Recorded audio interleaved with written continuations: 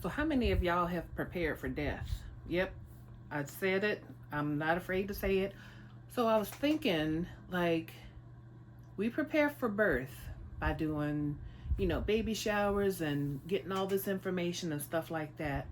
And when the baby is born, typically people are ready, well, they're supposed to be ready, but we know we're going to die as well. And why don't we prepare for that? And I'm sure a lot of people do, but I'm admit, I just recently started preparing for it. So it's crazy. It's crazy, but at least I am going to prepare for it. I realize I've been knowing that, we can drop dead any minute. Tomorrow is not promised, all that good stuff. Even after my brother passed away in 2009 at the age of 35, I knew all this, yet I didn't prepare. I had gotten life insurance at one point or something. I've had life insurance off and on, never had a policy that just continued. So I'm in the process now of educating myself on what all I need to prepare for my death. I recently went and got a will done and stuff like that, but it's very important, power of attorneys, things like that. And at our age, we are the grandparent now, so we are the old ones.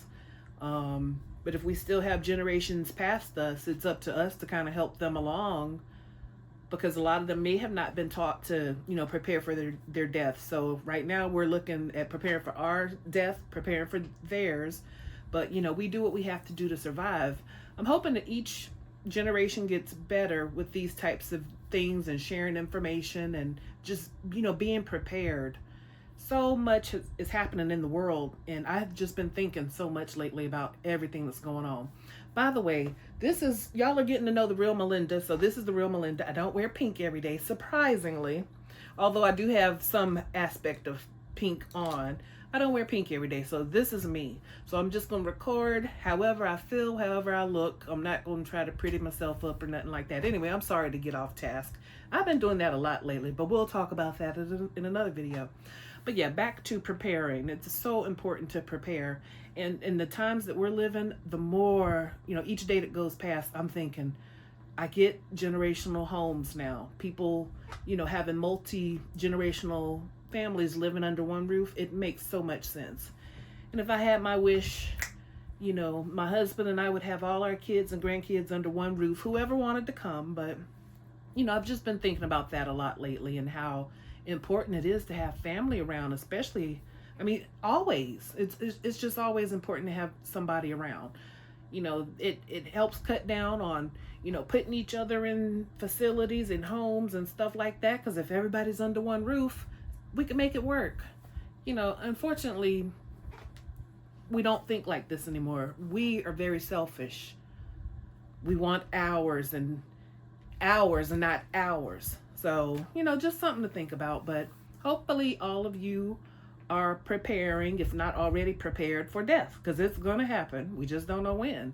And if you aren't, I hope that I encourage you to start looking into something today.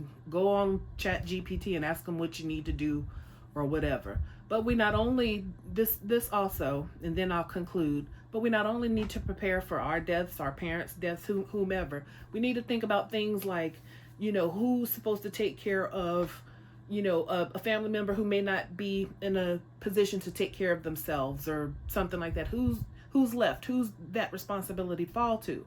So we have to think about that. We have to think about our health. We have to think about the youngsters. We have to think about each other, not just ourselves, guys.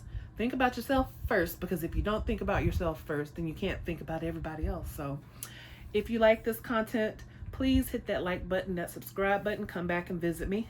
Till next time.